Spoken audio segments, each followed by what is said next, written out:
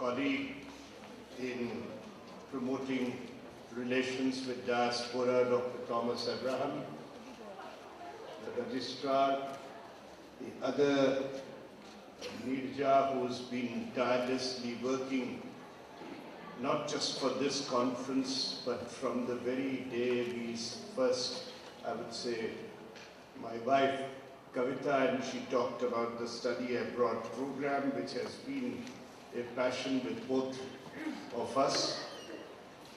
Husbands and wives often don't agree on most things, but on one thing we entirely agree with each other, is that the need for diasporic studies, and have promoted the idea with passion, with very limited success so far, I must confess. And Honorable Registrar, distinguished colleagues, friends in the audience, many friends whom I know for many years, it's always a pleasure to come to Ahmedabad. You know, Delhi can be a very suffocating place in many ways, and it's for one's morale to be lifted. It is always good to get out of Delhi. I try to get out every month, so I get a little better feel that better things are happening in the states, and the scenario is not all that dismal. India is on the move. When you come to places like Gujarat, you feel once again confidence that no, things are not that bad, things are on the move. And I'm therefore very delighted and honored to be here, and I must thank Honorable Vice Chancellor for giving me this opportunity and this honor. I've always enjoyed my interactions with him, and this is one university where whatever suggestions I've given, I have found a ready response. I wish I could similar response from the universities in the other parts of India from where large diasporas have gone. I've tried Punjab, Kerala, Andhra Pradesh, Tamil Nadu. These are the states from where there are large diasporas, and of course the old diasporas from Bihar and Uttar Pradesh. Now, this subject is a fairly new thing for India. There was only one Center for Diasporic Studies in Central University in Hyderabad, and it remained the sole center for a very long time. And it remained primarily a social anthropologist oriented domain. It's very necessary. We need the sociological studies, the anthropological, social anthropological studies on the diaspora. But as the needs are, and as a practitioner of diplomacy, as a practitioner and somebody who had to formulate diaspora policy, the academic inputs that one would need have to also have a much wider orientation. And that's why wherever I have been on the syllabus committees, I have tried to tell that the need of diasporic studies programs today should be both academic and theory-oriented, research-oriented, and it has to have a component where what you are doing has some connect, some relation to what the people who are formulating or implementing the diaspora policy, what they need. They must get input. This has been a general problem in India, that there is a disconnect between the academia and the practical administration. And this is because there is little correlation between the academic work and the needs of the government.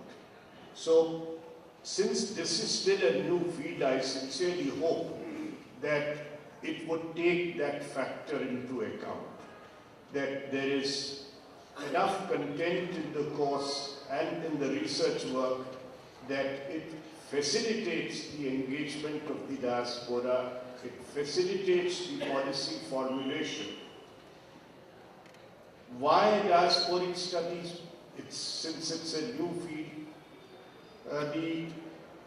Institute of Migration, International Institute of Migration in New York estimates that today there are over 200 million people who are working in the fields to which they didn't originally belong, or at best their parents, either they were not born there or their parents were not born there. Now that's a very substantial number. Since the process of globalization has started, of this triad of globalization, that is the movement of capital and the movement of goods and services, there has been fair amount of attention and lot of work done. But the missing leg of the triad has been the study of the people. There can be no globalization without the movement of the people. And it has led to this movement of people that you have 200 million plus people who are working in the countries to which they don't belong.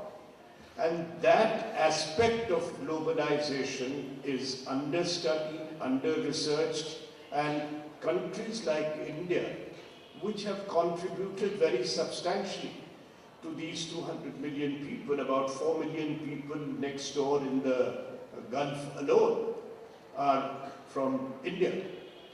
So we must study this subject, and it has all ramifications, sociological, political, economic, knowledge transfer. Every conceivable branch is involved in this. If you look at, say, from where Thomas comes, his state of Kerala, about 21 or 22% of the GDP of that state is contributed by the overseas Malayalis. Now imagine a state which has 21-22% contribution, and resultant lot of problems. Now this attention is being paid to the returnees, how to reintegrate them back in the society, back in the workforce, and imagine the families like in Gulf, below a certain income, they don't allow the families to join the workers. So these families stay alone for number of years. And it has its own very deep social implications. The children have grown by only seeing their father 3 or 4 weeks in a year for a decade. So what have any psychologists taken to any case study of this kind? So those are the things that we have implications. Then this movement of people, and if we include it with the diaspora in the larger sense, you know, the term diaspora originally was almost pejorative because it was used for the forced migration of the Jews from the homeland. But for the last 40-50 years, the term has come to acquire a completely different meaning, and it is used loosely now or widely in the sense that any overseas community away from their country of origin, group of people who identify with their culture, language, civilization, ethnicity of a geographical area, they are, in very broadly speaking, they are diaspora. And there are any number of diaspora studies now, particularly in the US universities, and others are catching up. So when such a large-scale movement has taken place from the times, prehistoric times, but even if we take in our context from 1834 onwards, when the indentured labor movement started, and there are 22 million people or so of the Indian origin world over.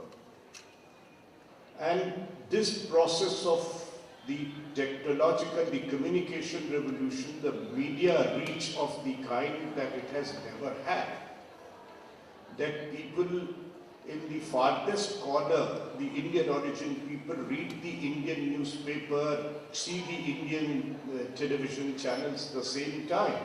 Or sometimes when I was consul general in Chicago, I was reading the Indian newspapers before anybody read them in India because of the time difference. On the net, the new edition is put at around 2 at night, 2 a.m. India time, which was afternoon for me in Chicago. So I logged on and I had read an Indian paper before people got up in India. So if you're that connected and that informed, it has its implications. The implications are, and that is how I try my best that I shouldn't start narrating how I got hooked to this field lifelong. And that was when I was posted as the Consul General of India in Vancouver. And that's when I learned the Operation Blue Star happened the same day as we reached there. And 4.5 years I realized Operation Blue Star was, for the foreign audience, is the code, each military operation has a code name. It was the code name for the when the Indian army troops had to be sent into the Golden Temple. So it's severe reaction in Canada, and for 4.5 years my family and I, we were under what would be a Z kind of security, the security that you see for your chief minister. And I realized now an event takes place that how, because of the diaspora factor and the reach of the media, which was nothing at that time in '84 compared to what it is today, every internal political development for those countries which have large diasporic communities has major external dimensions. And vice versa. Something happens anywhere. The Australia, you referred, the Indian student gets killed in Australia, or recently this incident of Indian student in UK. And there is immediate repercussion here in India. The coup took place in Fiji, a country of just about 1 million people, with otherwise, what interest a 1 million people country would have in Pacific for India. There are other neighbors of Fiji, where there are no people of Indian origin. Most of our people wouldn't even know the names of those islands and those countries. But because there are people of Indian origin there, and the moment something happens, our people get immediately interested. When Mahel Chaudhary was taken hostage. So because of this phenomena of globalization and diaspora, internal developments have acquired an external dimension, and vice versa, the external developments acquire an internal dimension. Something happens to an Indian origin person abroad, and the Indian media immediately jumps in, then the politicians have no choice but to be sensitive to that because of the democratic process. The Chief Minister of Gujarat, I remember writing a letter to the Prime Minister when there were some disturbances in Uganda and Kenya, and there were overseas Gujaratis involved there. Fortunately, that was only a constructive letter asking that please the situation should be monitored, and he wrote to our own Prime Minister, which was absolutely correct procedure. But you had another case, and that is when this Hindraf took out a demonstration in Malaysia. Mr. Karunanidhi, the Chief Minister of Tamil Nadu at that time, issued a rather sharp statement, and it drew an equally sharp rejoinder from a Malay Minister of Malaysia. And as professionals, diplomats, we were extremely concerned that that's not the way the diplomacy is conducted. We would have liked to work this out with the Malaysian Foreign Office through quiet diplomatic channels. But because of there are communities involved, there is democratic process involved, and there is reach of media, the now Facebook and Twitter and all those other things that have come up with it, and the blogosphere, it has implications. So we have no choice but to say the candidates in Punjab elections were giving interviews to the radios, talk shows in Canada before even the elections were announced in Punjab, because their brothers, sisters who are sending money or who may be coming during holidays here and who are still registered, and now with this registration process beginning, if they are still citizens of India, they can vote. So the election campaign has reached Vancouver, and NRGs are coming during the election time to Gujarat and introducing some American election campaign methodologies to the Gujarat elections. So those are the implications that therefore, and the world is going to shrink further, it is not going to expand. So we need to understand this, we have to engage the diasporic communities to ensure wherever they are, we like it or not. That's a given fact, they are there, and there will be mobility. Nobody can stop that mobility. Where they are going to become a factor in your bilateral relationship with that country. Look at, say, a relationship between India and the United States of America, from where Thomas comes. Now, how our groups, the community has got organized, and every issue of importance to India, or they immediately take up that issue, both ways. Say, for starting with the emergency of 75, that's when the community first time got itself organized. And the government of India realized that we better engage the community and have effective channels of communication. Then this Khalistan issue. And then comes these, or each one of these issues we have found. Now, whether it was Burton Amendment, it was nuclear tests of India and the sanctions against it, or Kargil, or the civil nuclear bill, or 123 Hyde Act, what is called now, in each of these, the community has played an extremely important and active role. So, given that we have to have, they are a factor if they are in sizable number.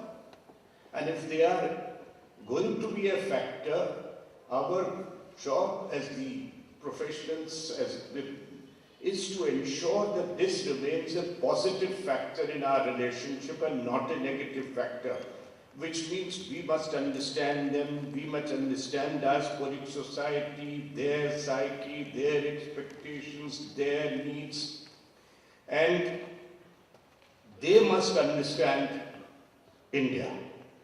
India's needs, India's current democratic process, the changes that are taking place. It is not the India that which was when they left. It's a different India on the move. It has new complications because of our democratic process, the changes that are taking place. They must understand our constraints, our compulsions, and this understanding, if it is developed, then a mutually beneficial relationship is possible to develop. If we don't understand each other sufficiently, if we don't communicate with each other sufficiently, then we cannot develop suitable policy frameworks, and then there are greater possibilities of our working at cross purposes, they remaining disgruntled with us, and voicing the negative part more, or we becoming disappointed and say, look, as these very often happen, Chinese have invested so much in China, the Indian diaspora has not invested. So, because we have not, if you fully study, then you realize that each segment, each group has its own characteristics, the way it has evolved. So we need to have, therefore, the initiatives of this nature by the universities are extremely important. And I commend the Gujarat University for starting this, because Gujarat is one place which has provided, I would say, probably the single largest segment of the Indian diaspora are Gujaratis. And in terms of geographical spread, from Fiji to US, everywhere you find Gujarati community. And they are by and large everywhere in business or professionals. No Gujarati has gone as indentured labor. So because of that, Gujarati business networks are probably second only to the Chinese business networks. Bamboo network is the biggest because they have been entrepreneurs for centuries in Southeast Asia and very close.